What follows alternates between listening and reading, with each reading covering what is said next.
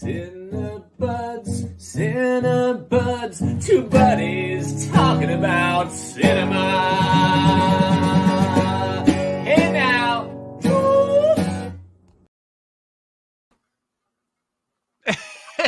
Hey! Hi!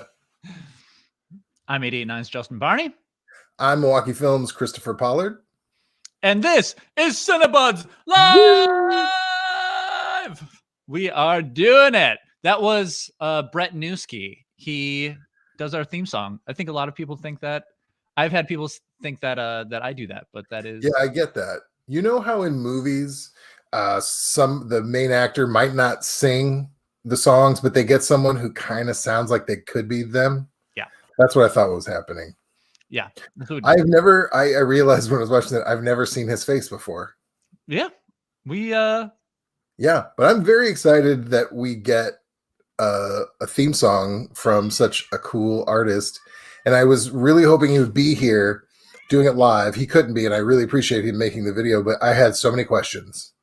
Like, did my nickname stick that I gave him? The Noosk. Also, I wanted to hear his long form version of that song, whether he has one or not. Yep. I just wanted to just give it a shot. It was great when we decided that we wanted to do Cinebuds. I was like, it was like one of the first thoughts in my mind was like, we need a jingle. We need something, and Newski just is that guy, and he's in I think he's in like Mexico City right now or something like that. So he's doing that. Couldn't fly in. We have some things that we want to. All good. We had some things that we want to hit off the top. What did you want to bring up, Kristopher, before we dive into Shiva Baby? First of all, very excited. This is our first live show. This is. And you can see our faces. I've never seen Justin's face before either. This is very exciting. Even in the 2 years that we did this before COVID?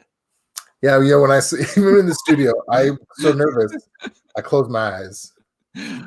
Just one, thanks everyone for joining us. This is very exciting, and we appreciate you watching. While we're talking, if you have questions for us about the movie, our impressions of the movie, or if you have comments about the movie you want to share, please put them in the comment section, and we were going to get to them during the show. So we'd love to interact. Also, if you do comment or ask questions, perfect.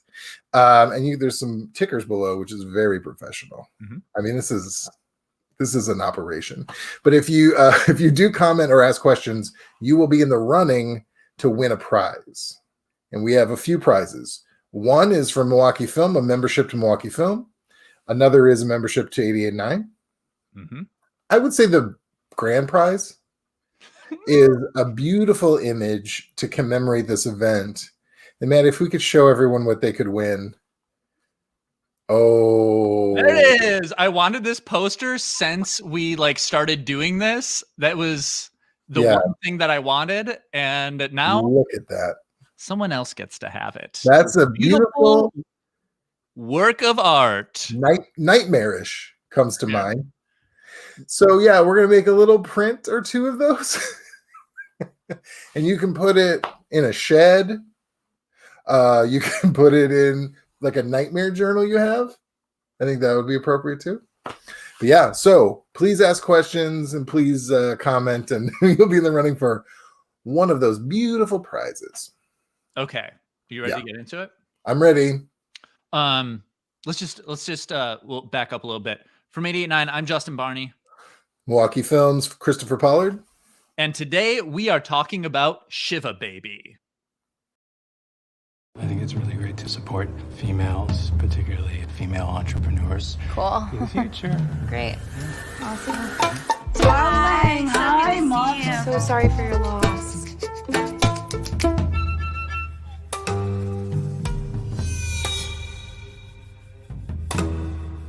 Max worked for your father years ago. Really? Just try to behave yourself today. I'm not gonna blow him in the bathroom. You are such a good kid. Danielle! Look at this. Oh my God.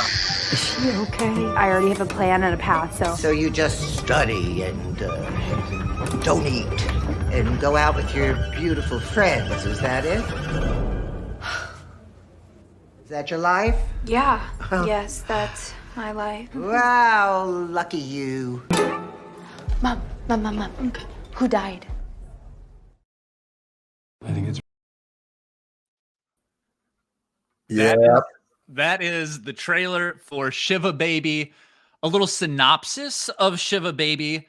In the movie, almost plot-wise, almost nothing happens. They go to a Shiva, they sit Shiva, and then they go home. That is it. That's the whole movie. It is all sit and Shiva. But there is so much more that happens in this movie. It starts off with our character in relations with a man, and he pays her, and then she goes to this Shiva with her family.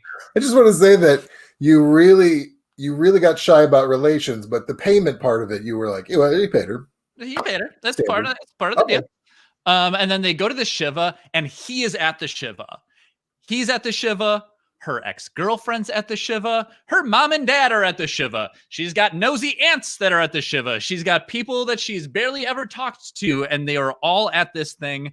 At one point, she runs into a nail and starts bleeding. She gets coffee spilled on her.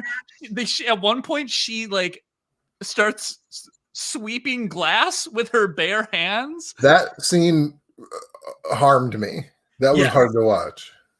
And the whole thing, the whole movie is kind of about these little power dynamics that she has to have with like each person at this Shiva. Kristopher, what did you think about Shiva Baby? I really liked it. I really liked it a lot.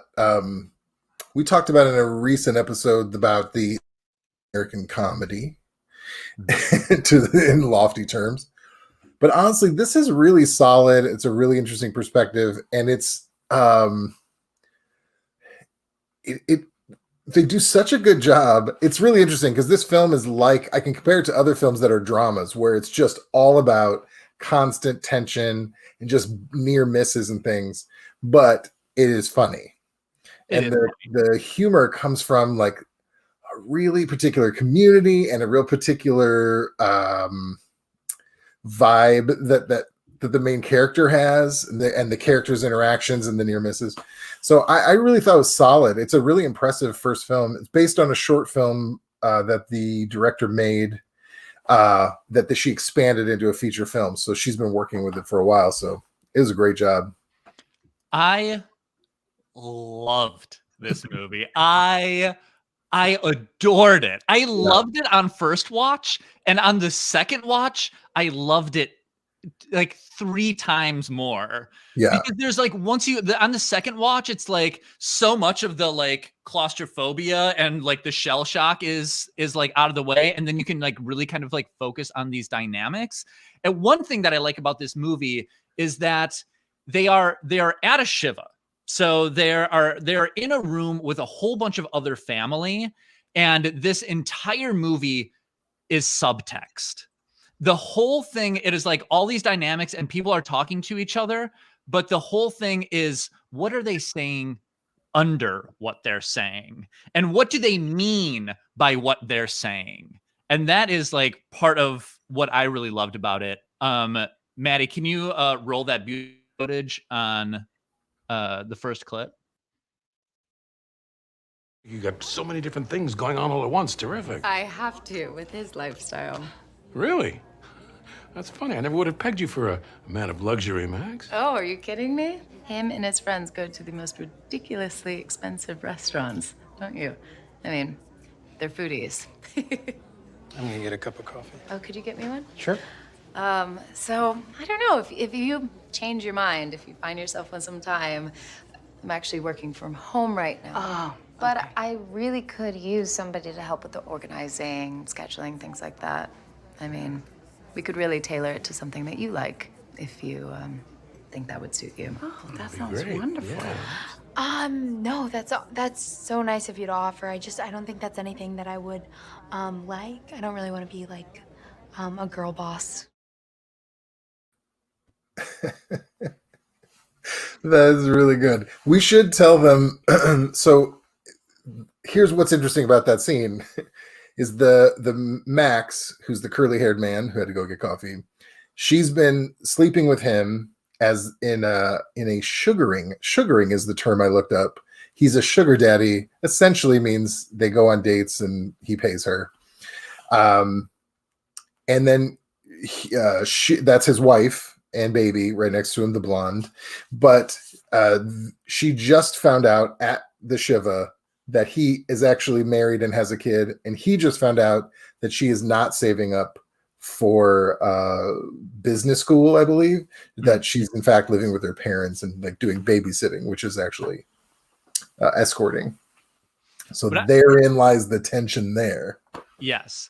And like Kenny's in on the comments here saying spoily dish, but it's like, this is a movie that there's not a whole lot of spoiling to be had in the movie because there are just like these dynamics, and the whole movie is working within those dynamics. And so it is like a constant, it's a constant power struggle, and a constant, like in every single relationship that they have, it's her trying to like find where she doesn't have power, kind of essentially, and trying to find some of it. And like I feel like I was really attached to this movie because like I felt for her a lot to be in this situation where you are with an entire family and she is like just about to graduate from school, and she has like made a degree in kind of like feminist theory, and she has to explain all of these things, and everything in her life is out of control. And she's in like this setting where you're with your parents and your cousins, and the whole thing is just kind of this like jockeying for what they perceive to be, you know, the better thing to have in life. It's like, do you have kids? Do you have a boyfriend? Do you have a job? And so like she's being judged against all of these people. And like in that clip where she's like talking about not wanting to be a girl boss, it's like you feel the pressure of her family like crushing down on her, and her trying to like struggle into like having power in this. It's interesting though, because I also wondered, and I wrote down the question, are there any likable characters in this movie? And I know that I know Danielle's the main character. She's supposed to be the one we empathize with, and I do. But there are moments, once we get into it, it's obviously the situation she's in. She has lied to a couple people. Her ex-girlfriend's there, so that adds tension. And then her family knows that they kind of saw each other and are addressing it very condescendingly as like, your experimentation, behave yourself. So there's that unfortunate dynamic.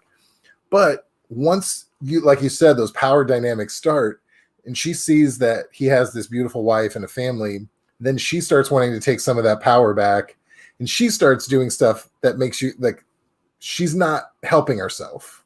Right. She like comes on to him in the bathroom because she wants some of that attention back that she wasn't getting.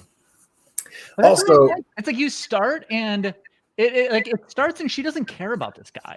Yeah. You know? She's in this relationship, and because like she has the power in this relationship, you know, like they are in this, like he's the sugar daddy, but she like has all these things that, you know, you know, he is paying her for her powers. And so she is in this, and then once they're like in the Shiva, she's trying to like fight for some of this power back. Yeah, because she's getting hit by everyone else. She's got like, I gotta get something. Because at the beginning, the very first scene, after they have sex and she's trying to leave, he's still trying to like kiss her and hold her, and she's kind of like, okay, it's time to go.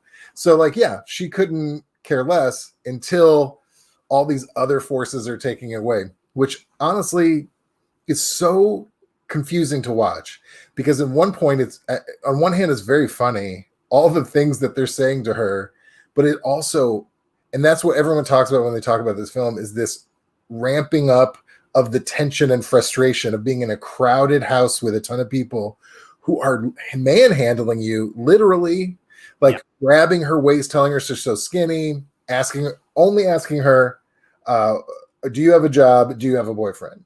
over and over again. Well, let's talk about like how they create that tension, because I think that they do like a really, really good job of that, like through through their technique. So much of the movie is so close. Yeah. And it is claustrophobic and cramped. It reminded me of like of Uncut Gems. I said the same thing. Yeah, where it's like they're in that jewelry store, and here like they're in this Shiva, and it's like it's spinning, and it's the shots are super tight, and then sometimes I really like when she's in a conversation, and they have these strings playing, and you just see her like zoning out. And the conversation is happening around her, but you like feel how she is zoning out. And I think it was like super, super effective at how they did that. For sure. I'm going to go back to that question about, are there characters in this movie that you like, that's a likable person? I kind of like the dad. The dad does do stuff. I think the dad is wonderful compared to the mom, which is a terrible thing to say, but the mom is like, her scenes were so frustrating because she talks rapid fire, constantly eating, and constantly like this undertone of criticism while also trying to seem supportive. And even though I know her intentions are good, I'm like, it's so hard. And the dad is just kind of clueless, which makes it a little sweeter to take. So I don't think in any movie there has to be a likable character. Agreed. I do not think that that's important, but I think there are likable relationships in this. When you talk about her mom, her relationship with her mom is my favorite part about this movie, because she's constantly trying to needle, and she's trying to see where she can get an edge. She's trying to, and like you were saying, like with the mom who was like the parents and like the dad, like they're so good intentioned and they're so supportive, but they do that thing that parents do where you say a really supportive thing, but it's really like condescending. It's an insult. It's really insulting, but they do it in like such a supportive way. And there is one scene in this movie where she cracks and she says like, "Mom, are you proud of me?" And she has like that little moment with her mom. Where she's like in this whole situation where it's all out of her control. And she has that one moment of tenderness where she like goes to her mom. I felt like that part was so like, are any of the characters like truly likable? I don't know. But some of the spaces in the relationships and where you could see them in each relationship, there was like a likable part. Yeah, I agree. I don't think people need to be like, I want to hang out with somebody in this movie. It doesn't have to be that. As long as it is funny or it serves the attention or whatever it is. However, I just had a particularly visceral response to the mother constantly physically pulling her while she's saying, "No, I do not want to." And just overwhelming. And I would run out of that house so fast. It was like, that is my mother. Is it?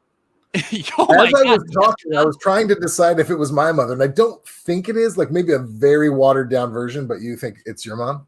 That is my mom, is constantly trying to assert herself in my life and trying to take over when I am saying, "Mom, do not do this." It is her being like, "I know better and I am going to do it," which is like a part of why like I think that I love this movie too. Maddie, can you roll the second clip? Who's that? He's cute. Oh, Janice and Maury's son, Max, I think. Nice sneak by. They think she's engaged.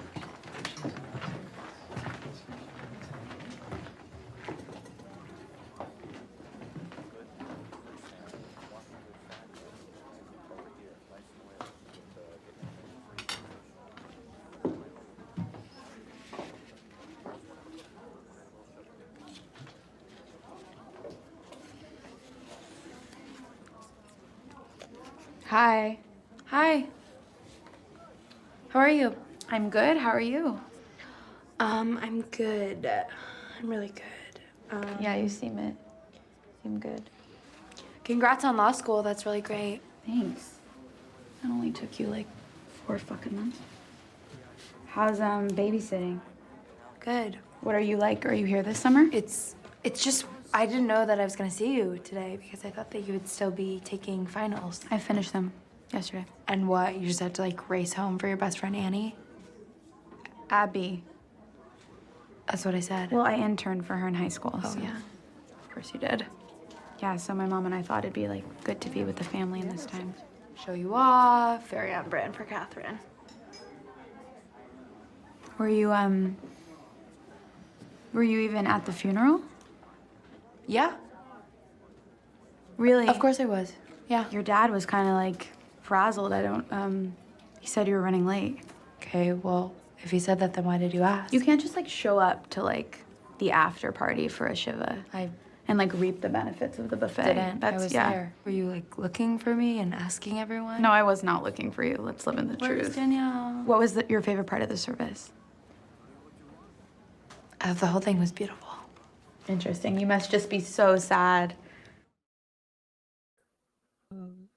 The way she says the whole thing was beautiful. First, I just want to address the comments. I can see the comments, but like I can't comment back, and I wish that I could write in the comments. Tom, I was going to try to pressure in KPolly into ad-libbing a version of Shiva Baby, a parody of Santa Baby. Kristopher, if you're ready. Yeah, I think we've upset people enough with the image. I don't think we need to scar the entire city. I would also like to say that I also, during that clip, discovered the comments. I wasn't seeing them, and a tear almost came to my eyes to see how many there were. So thank you guys so much. And I wish that I could write and comment back. So we talked a lot about the, like in that clip too, you can see the kind of like positioning that she's doing and that subtext and the way that she's answering to like say something else, which is, I think, like one, a testament to the writing in this film, and two, a testament to the acting to constantly be saying something other than like the words that are written is so hard to do. And I think that she did it so well in this movie that I like really loved that she had to like really act those words and to speak to that subtext. But this clip, this, I think is very funny, and and I think this clip is funny, and I think that like me just being who I am, I want to like analyze all of the relationships as I want to for every relationship in my entire life. That is my favorite. We're discovering some wonderful things about us. I like how the conversation looked like I was about to talk about my mom, and then you're like, my mom. And now we're discovering some more stuff. This is gonna get intimate. Sometimes like me and my mom just like sit and we just like talk about us. You know, like we talk about like our relationship, or we'll talk about like it is like we're really like into that. But in this, I don't know why that's funny. It's not. It's sweet. But in this, there's some like very funny jokes, and I wanted to highlight and talk about some of the jokes because I think that this movie, for it, like in the comments, they were talking about it being a horror movie because in many cases it is a horror movie. Yeah. She's trapped in this place where she has no power. She can't get out. It is horrifying, and it borderline a horror movie, but is also deeply funny. And I wanted, Kristopher, you are our comedy expert, and I wanted you to it's a lot of pressure. Speak to the humor of this. Two of my favorite jokes. I will say my second favorite first. Yeah. Okay. First off, before you talk, I just want to keep on cutting you off so that you can't say anything and that I just talk the entire time. I want to have a recurring segment where we. That's what this is. I want that. Handiwork. Yeah, you can have them. I will mail them to you, Andrea. I want to have an ongoing segment where we do what's the funniest joke in the movie, and we have done it a couple more times, but I want to continue it. So let's like restart this tradition that we've done a bit. Kristopher, what is the funniest joke in this movie? I'm happy to do that. I'm going to tell you my second favorite first. Yeah. When one of her relatives or acquaintances is showing her pictures of the family pictures on a trip, And she goes, "Oh, is that the Holocaust Museum? You look so happy." And that's a very funny joke that I didn't get the first time around. I'm like, "Oh yeah, you shouldn't look happy there." But my absolute, I have to write it down verbatim because my absolute favorite joke happens so quickly, and it's just like this passerby. Yo, I wonder if it's the one I'm thinking of. Oh yeah, people are constantly scooting by and just quickly asking a question. And she comes out of the bathroom, and a man says, "Is there an open window or a fan inside?" Just matter of fact, and I don't know. Like, I could see how you would miss that joke, but I was like, "Oh, that guy's gonna do some damage." That is the same joke that I had. Open about it. He's just like, "I need to know if my shit is gonna smell in this house." That is exactly the joke that I had as funny. So good. The reoccurring, the reoccurring bit about the bathroom. Then there was also another bit about the bathroom. Yeah. That they had too, and then also they were talking about food in the chat. The movie did not make me hungry at all, but I think like the reoccurring bit where she puts food onto her plate and then takes it off because she like has nothing else to do and she wants to avoid talking to people is a very funny bit. I think somebody had asked a question about the food, and you said it's interesting to bring it up now. Oh, you froze. Classic Zoom. Classic. Oh, there you are. Great. Gotta have one of those moments. But I want to talk about the food because someone brought that up. I didn't think about it at all until someone asked, like, all the food that they have there, did it make you hungry? And you're right. I did not feel hungry at all. And I think it was probably intentional to make all the food gloppy. Like every time they put something onto their plate, it was just a glop of something. Sure. I'm sure that was intentional to add to like this discomfort. Yeah. However, I used to work for a rabbi, and I will say that there was some amazing food. I saw no hamantaschen. Hamantaschen is the best cookie I've ever had. And I was like, that's not a fair representation of the food that would be available at a Shiva, in my opinion. You can't come and just reap the benefits of the buffet. I thought was an incredibly funny line because it has that like the unwritten protocol of the Shiva, which is very, very funny. And it like the word reap to like have so much importance to like go out of your way to like have a signifier of the importance, I think is very you have to earn the buffet. Yes. By talking to everyone, being respectful. It's very funny. There's a lot honestly, I feel like this is the thing in most comedies that I like where the main characters aren't always giving me the biggest laughs. It's all those colorful background characters that are coming in with just a quick shot here and there. And all those add up to something. No, you put that finger down. You put it down. I don't have a card for this one. I just want to always be talking. Millen talked about a character. That was the lady at the end with the big laugh. Yeah, there it is. Wow. With the comment right there. Yes. Nice. No, she was hilarious. She was very funny. My favorite part that she did, she said, "Did you need a ride home?" And she goes, "Do you drive?" Like so shocked that she could drive. And she goes, "Yeah." And she goes, "No, I'm okay." Like, why did you ask if she could drive? And why were you so shocked by it? Very funny. That was really good. I think that we're ready to move on to the questions. Oh, well, if you think we're ready. I'm just feeling the room. I'm just sensing that a change needs to happen. Yeah, no, you're not wrong. I do want to point out that another funny, really funny thing I loved is the montage of close-ups that they had of people putting food in their mouth. Oh my God. And then it ended with the host thing. Someone clogged the toilet again. And it smells like shit. That was the other toilet joke that I thought was funny. I mean, it was just like slow-mo of like huge gross mouthfuls. And then that sentence, I thought that was brilliant. It's brilliant. Okay, let's move on to Q&As. I love it. We had a couple of questions before we even opened up the chat that I would like to cover first. We had Nick asked, "What do you think of the depiction of sex work in this movie?" Oh, yeah. And before I give you a chance to answer, Kristopher, I'd like to speak over you if that's okay. Clearly. I thought that the depiction of sex work in this movie was handled very well. I think that it showed why she does what she does, and I think that that is a central part of the movie, and I think that it is what propels most of the conflict in this movie. And even though they don't really talk about it in the beginning, they kind of like, they don't really talk about the relationship at all, or they don't really talk about like what the sex work is or the dynamics, but you understand it throughout the movie. And there is this line at the end where she's talking to her ex-girlfriend who had judged her for her sex work, but then they're walking back and she says, honestly, I just want to understand why do you do that?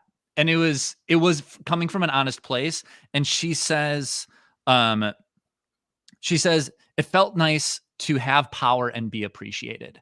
And it's like, that's what the entire movie is about. That while she was in that dynamic in that this like sugar daddy relationship gives her, she has power and she is appreciated. And the entire time that she's at the Shiva, she has zero power. She has nothing, and she is not appreciated by anybody. Her family does not appreciate her. She asks her mom, she just wants her mom to say, I'm proud of you. And so she's not appreciated by her mom. She's not appreciated by this boyfriend. Can I just keep talking? Yeah, no. Judge Kristopher out of here forever. So I think as you speak. I think that was the whole part of the movie. Kristopher, would you like to say something? I mean, God forbid. This is real Shiva material, by the way. God forbid I say a thing. Oh, if you want to. I have a very interesting fact. The director, Emma Seligman, actually had a small bit of experience with this in college. She did go on one date, and they called it sugaring, which I've never heard that term before. She said she did it once, but she also said that it's very, very common, at least in New York, when people are going through school, to do like escorting or sugar daddy relationships to get through school, which is really interesting. I do like how they addressed it. The whole movie is not about it. So the fact that that's an element of it, as it was in the director's life, is interesting. But I do think they dealt with it very economically. Like, you just hear a little bit about it. And you're right. I think it's nicely done. And she goes, I never thought of it that way, is a nice way to wrap it up. But it's really a smaller element, but it's like an important kind of, I don't want to call it issue, but a important theme. So to address it that way, I thought was really nice. But I thought it was fascinating to know that the director is a bisexual Jewish person who did have experience with this. And apparently she talked to one of her professors after writing this sci-fi short film, and he's like, what is this?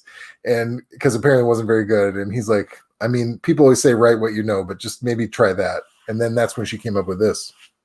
Yeah. Well done. Yeah. We also, Clint asked about food, and we already answered that. Also, if you have any questions, now is the time. I love all the comments. I want to respond to comments too. All right, respond. I'm not ready. Helen said, what do you feel about Kim? Kim is the oh yeah, the blonde lady, the shiksa. The shiksa, yeah. Lots of good Yiddish in this. Yeah, I get, because she said that she's the only one that didn't really do anything wrong, but she's also the one that you kind of don't like, because you're supposed to, like she said, you're supposed to identify or empathize with Danielle, but you're right, she does have like a bit of a vibe where it's like, oh, you're too perfect. I feel like I didn't hate her. I didn't dislike her, and she was being wronged. But there's something that they're trying to do there, though. On paper, she has done nothing wrong. I didn't feel bad for her because she is in power, and this is a movie about power, and she has the power. She has the power in this relationship, and she really flexed it in that one scene where she made her hold the baby. Oh, yeah. That was actually really good. And I did like her then.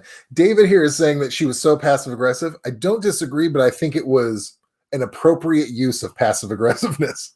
Like, she deserves a little bit of a passive aggressive moment. But yeah, I do love that scene. Yeah, she makes her hold the baby, and the whole thing is like she doesn't want to, and it is pure power. It it is, you know, power in one of the best expressions of power in this movie is making her hold that baby. I do like where she's like just pressuring her, and then at one point she goes, "Hold the baby," just like punch her in the face with it. It's really, yes, Katie, perfection is boring, except this. All of it. This is the only perfection. All right. No, now that people can see me, my ego's out of control. Oh, Donnie. Come on. Oh man, my favorite bagel is the one that's in my mouth. Oh God! Don't be upset by the phrase "in my mouth." That's what you're supposed to do. It's not in your mouth. That's just a corny answer. It's a beautiful answer. Listen, I live in the moment. I love all bagels. My favorite bagel is from Gotham Bagels in Madison. They have an all egg everything bagel, so it's an egg bagel and it has everything. It's like when you thought an everything bagel had everything, it doesn't. It doesn't have the egg, and the all egg everything bagel from Gotham Bagels in Madison is my favorite bagel. I think the next 10 minutes is going to be about bagels, because I just realized recently. Very normal bagel, but cream cheese, that's so normal. Here's what you do. Little flaky salt on top. Oh, that is a game changer. Okay. Yeah, I would like all the comments to be about that, but I guess you can do whatever you want. Before we move on to what we've been watching, Kristopher, I always ask you what movies things remind you of. Yeah. But I had a really good one for this. This movie reminded me, do you remember the movie Krisha? Yes, I never saw it. Oh, you didn't see it? Okay, no, so but that I know the gist. That movie also started as a short film at the film festival, and it was one of those where it was like great to watch it as a short film at the festival, and then it graduated to a full length. Yeah, and to like see that evolution, just I love like that this one did. Yeah. Just like this one did, and it was like the same thing where it was like claustrophobic, and Krisha in the movie, she's an alcoholic, and it's like coming from kind of like how she sees the situation and how she's living in it, much like Danielle is. Yeah. I wrote down something. Oh, yeah. There's a great movie called Carnage that's got Jodie Foster and John C. Reilly, and it's based on a play. It's all in one room. It is two sets of parents kind of confronting each other. Yeah. And every 5 or 10 minutes, you think they're about to leave the room and all this tension, and then something always either brings them back in or keeps them from leaving. The entire time, you're just like, oh, God, I just want them to leave the room. How can you not get out of this apartment?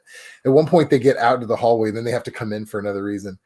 And that kind of reminded me of it, where it's like all in one space, and you're just dying for them to get out, but they can't. Yeah. And it's just constant conversation. I hate to mention that movie because it's directed by Roman Polanski, who's a dirtbag. So don't pay for it. Like, steal it if you can. Okay. But don't watch it. I told you what it's about. You don't have to watch it. Are you ready for our favorite segment?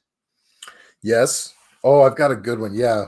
Oh, I've got some good ones too. Okay. You go favorite first. Segment. What else have we been watching? You want me to go first? I kind of do. Mine, I have two of them that I want to talk about. One of them is a shameless ploy for you. Okay. One of the movies that I watched was Men and Chicken. Oh, a movie that Kristopher talks about constantly, that brings up at nausea, and I finally watched it this week. And you did it for weird movies, right? I think we brought it up in the first one, the time we talked about weird movies. I love that movie. It was a weird one. It was Mads Mikkelsen. My girlfriend corrected me once because I keep calling him Mads, and she goes, "It's actually pronounced Mads Mikkelsen," and I said, "No, it's not," and then I was way wrong. We had in the What You Watching Wednesday weekly group chat, we had a little talk about Mads, and I really liked his performance in the movie. Oh, it's out of this world. It's out of this world because he plays like a very well put together kind of like deep character, and in that movie he's a wackadoo, as I believe the phrase you used earlier. Oh, good. Yeah, you have to see it. He's like you would never believe that Mads Mikkelsen plays like a Kramer type character where he's very physical. For sure. He's very physical and he's not cool at all. He's not intense except in a creepy way. It's so funny. I laughed so hard. And I have a funny story about that. I saw it at the Madison Film Festival, or Wisconsin Film Festival in Madison. There were Milwaukee film members in the audience, and I met up with them afterwards. The whole place is cracking up, and they were talking to me about it. Eva, if you're watching, this is you. And they were talking to me about it, and they were like laughing at all the moments we talked about. And then they're like, "Yeah, we're not sure about this movie." I'm like, "No, you liked it. Like by the things that you're saying and you're laughing, right? That means you liked it." I still to this day am convinced they liked it, even though they're not sure about it. You talked more about the movie than I watched than I did. You pulled a me. Yeah. What have you been watching? I have one more that I want to talk about. For help. Oh, I mean, I don't know if we're gonna get past this one. There's a lot to break down, but I watched Ernest Scared Stupid. I believe it's one of the new wave films. That is such a you movie. Okay, first of all, take that out of your mouth. I watched it. Yeah, I took the power back. Yes. That's really funny. Yes. Here's the thing. My lovely partner said we should watch it because she remembered as a kid she really loved it, and I've never seen the Ernest films. I am aware of Jim Varney's character from commercials when I was a kid, but my mindset, I thought, what if I'm missing something about these movies? What if it's like really weird or so over the top that I actually kind of like it? I haven't watched it since I was a kid, and I remember enjoying them when I was a kid. But how? I want to know, how are they? What they should stay. I think not only is this just for children, I think it is for babies or dumb children. It wasn't like so bad or so dumb or so. It wasn't like so silly that it was. No, I couldn't. I found it a difficult watch, if I'm being honest. All of his acting is in his neck. Yeah, he does so much from here to here. And it's really cheesy. It's very of its time. I really wanted to like it. I wanted to be secretly, I'm like, I want to be somebody who champions the Ernest movies. I may give Ernest Goes to Camp a try, just to see if maybe I saw the wrong one. But we saw Ernest Scared Stupid, which has a troll with two noses that are constantly begooed. Yeah. Yeah. I don't recommend it. Surprisingly, I don't want to be so highbrow, but I don't recommend Ernest Scared Stupid. All right, can we talk about the movie that I am really excited about that I watched? Of course we can. I love the comment section so much. The movie that I watched this week that I really loved is a movie on Netflix from China called The Yin Yang Master. Oh, that's in my to watch list. Is it good? Watch it. Yeah. Watch this movie. I was like, going in, I was like, I kind of like things that are kind of like fantastical, and it looked kind of weird. And Yin Yang Master was so incredibly good. It was like conceptually, it was bizarre. It was fully a very weird movie because there's so much that's going on. It's so imaginative that they go like all the costumes are whimsical. All of the stages are extraordinary. And then the thing that happens is kind of like mind bending in a way that is like, it was just like such a beautiful expression of imagination.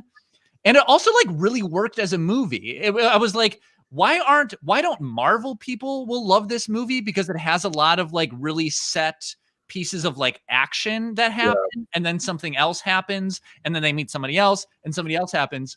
And I think that it's not getting the like, I think that people aren't talking about, one, it's from China, and it's dubbed over, but I think that people aren't. Yes, David. I think people aren't talking about it because it's from China, and for those reasons. I'm here for the long haul. And but I also think that people aren't talking about it because it's like I found out after that it's based on a video game. And I was like, afterwards, I was like, that makes total sense. And like, I could see why people would not want to watch it because it's based on a video game. But I think it was more like a testament to like how good video games are right now because of like how imaginative and absolutely wonderful it was. That movie is the Yin Yang Master, and y'all should watch it because it was very good. That I watched the trailer and it looks amazing. It's in that whole tradition of the fantastic and the martial arts with the beautiful costumes. Like I love that stuff. Yes. If I could piggyback on your recommendation, it is not a Chinese film. It is a South Korean television show that's also on Netflix, I believe, called Kingdom. And I think I've talked about it before. But when you're talking about it, reminded me because it is a period piece. It is a cross between Game of Thrones, Walking Dead, but more genuinely historical in nature. It does have a zombie element, but don't let that throw you off if you're not into that, because it is a very intriguing, beautifully shot and acted, interesting story. And honestly, 100% why you should watch it, despite everything, is the hats. The hat game in that show is worth the watch. They have one guy has a hat that looks like a brimmed hat with rabbit ears, but it also has these beads. So has a Jewish theme and a rabbit theme, but it's South Korean in like the 1800s. Well, that was like Yin Yang Master 2 was like kind of queer in like a really fantastic way. And I was like, I did not see this coming from this movie. That's great. It was like it like had so many elements that I was like, no, everybody. It was a mixture of like so many things that I thought it was great. Nick wants a bold Oscar prediction. Do you have a bold Oscar prediction? I think Jim Varney's going to come back. I think there's going to be an in memoriam to Jim Varney. That's earnest. I think they're really gonna step it up. I'm amazed by looking at the comments and seeing how many people really have seen a lot of Ernest stuff. That's fantastic. Know what? I do think that the Oscars have made better decisions this year. And normally, as I'm very vocal about, I hate the Oscars, but I watch them and I have to see them and I feel connected to it. But they've made so many upsetting and stupid decisions for so long that I still have this like nugget of hate in me. Yeah. But I do like the last few years there's been, and kind of a little bit more every year, except for Green Book was an interruption, which was just an abomination. I'm happy to be on the record by saying that was a huge mistake. Yes. At the time, we both did before it was nominated for true. An Oscar. You were very vocal. Yeah. But yeah, I think there's some great films up. I think Minari and Nomadland are the two best of the batch, and I think they're gonna do really well. I want the grandma from Minari to win so bad because she was my favorite thing that happened in a movie this year. If Mank wins anything, I will be pissed. I will be so mad if Mank wins anything. But yes, we are going to be on WISN on their stream on Sunday at 8:30 to 9:30. We'll be on their Facebook Live page to talk about the Oscars as it happens and get our feedback, which is weird. We're gonna do the news, sort of. That's exciting. Independent Spirit Awards. Clint, looked like you said that's tomorrow, Kristopher. What? I didn't even know that. How did I not know that? Yeah. Well, thank you for telling me. Those are good. That's the kind of award show we should aspire to watch. That is, and I'm so glad that you introduced me to that, because I did not know anything about the Independent Spirit Awards before talking to you. And it's, like so many things in my life, I'm just glad and thankful that you were there to show it. Kong vs. Godzilla. Helen, what's going on? Don't get him started. Helen knows my love for Kong vs. Godzilla. Team Godzilla all the way. I mean, the championship. Are you Team Godzilla? I thought you were a King Kong man. I'm just hoping for a really great. You that all the time. I'm just looking for. Listen, I love a gentle giant, but I'm more of like a. Oh God, my brain's not working. Abort. All right, I think that's it. I think we wrap it up. Kristopher's brain has stopped working, but he wants to keep going for some reason. Just said brain isn't working, still wants to go on. No working. Okay, go on. What do you want to talk about? I would like to talk about what else is being said here. Oh my God, Kristopher! I'm sorry, I'm so leave the room, man. Get out. No, we promised the people 1 full hour. No, I've got nothing. Andre the Giant is what I was trying to come up with. I'm more of an Andre the Giant type of fella. I like a gentle giant so much in a movie or a book or anything. Was it worth bringing it up? Yeah. 2 minutes after? Did the joke hit? Did it land? Do you feel it's not a joke. It's a genuine emotion. Maybe you should check into that. Kristopher takes power back. It's a cry for help. I'm glad I didn't get to use this one. I just want to say I had this one on tap. Oh, that's good. It's too bad that we never disagree. Yeah. No, I genuinely want to say this. I love a gentle. I thank you, Tammy. I love that character in a movie so much. But yeah, King Kong is the one that is the more gentle of the giants. You want to relitigate Kong versus Godzilla? I'm here for it. You want to do another episode? I think that we should. I'm intentionally doing it towards the end so we can't get into it. When you said like I genuinely want to say something, I thought you were going to say something nice about me, but then it was something nice about King Kong. What would give you that impression? Okay, let's wrap it up. Cinebuds. That is Shiva Baby is available on Sofa Cinema right now. mkefilm.org/Sofa Cinema. WISN this Sunday for the Oscars. Facebook Live.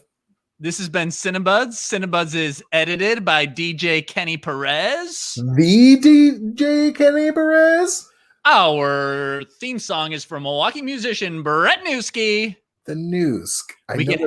That's gonna catch on. We get handcrafted sonic inspiration from the License Lab. Ooh. We also thank all of our members from Milwaukee Film and 89 Radio Milwaukee, many of which are here. Thank you guys so much. Yes, 100%. We love you guys. Thank you. Also from Associated Bank.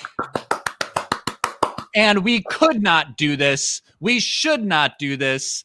There's no way. One person I would like to thank more than anybody else. Yeah. Our one, our only, Kristopher Pollard. Thank you, Kristopher.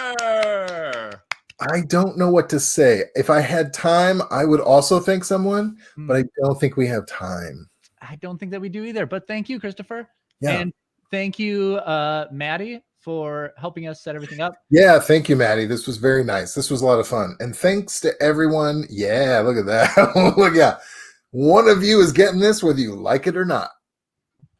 You're welcome. And thanks to everyone who was here. This was really, really fun. And I'm so excited that we got so many interactions. This was great. We're going to do this again. Yeah. Tomorrow. I can't promise that. Okay.